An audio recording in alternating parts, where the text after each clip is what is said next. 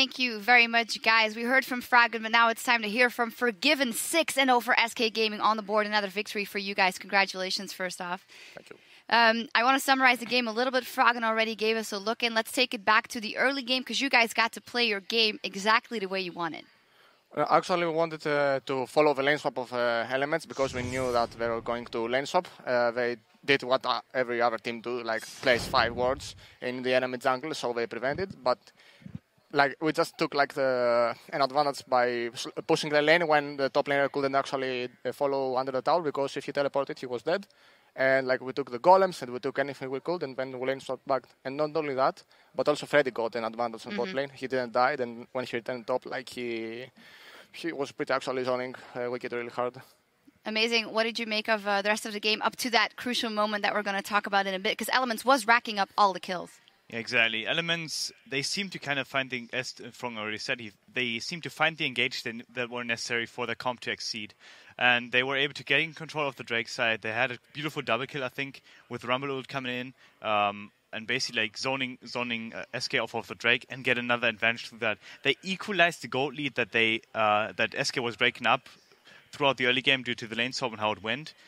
But they not only equalized the gold lead, but they seem to gain control of the game. And now the game breaking point is coming up. So. Yeah, what happened after is history. Let's actually walk through it with Forg1ven. Let's get that replay up on the screen. You guys have an Azir in your team, and Elements decide to overstep their boundaries. Forg1ven, run us through it. Let's roll the clip. Yeah, they tried to engage on Reddit. He missed the solar flare. Then we see that Sook can't actually go away from there, and nobody could actually go there and keep me up from doing damage. I land all my ultimate, and then we call an engage because Fox hit also the flank, and he could bait or extend the trade. And then we just collapse on them, and it's up to like who can play better mechanically the team fight there. Like I was zoned for like 3 seconds because I couldn't follow up inside because if I did I was dead. And like Freddy comes back and he like zones 3 or 4 people. Like for me he was the MVP of the game even if he got insanely focused. And then we were just like I don't know, like dead man walking like for me. Like we were just ready to die. Yeah, you guys, this was definitely the turning point where you guys could take it under control. You actually went for Baron straight after. You guys were pretty low. Rekkles was actually the only man standing on the outside. If that would have been reverse roles, if you would have been on the outside, would you have gone in more and try to mess it up for them? I don't know. I would maybe try to bait some spells, like something that could actually CC me or keep me in touch so they could just goal me and burst me in a second. But I think he should have suicided for the Baron there. But in the end, like when I dashed on him and he got almost one-shotted, I understood that he had no power there, so our Baron was ours. But like that call was extremely bossy, to be honest. Who's making those calls, actually? All of us. All of us. We were a team that was playing from behind. Like up to a point, the score was 2-10 and 2 kills for us and 10 kills from them. And the moment they did a mistake, we just capitalized on it and we made the game like it is 10-2 for us. Right. We focused a lot about Rekkles versus you in that matchup. We also had a feature of Rekkles beforehand saying how good you were last time you were already in the LCS. How much does that play a factor for you once you're in that game?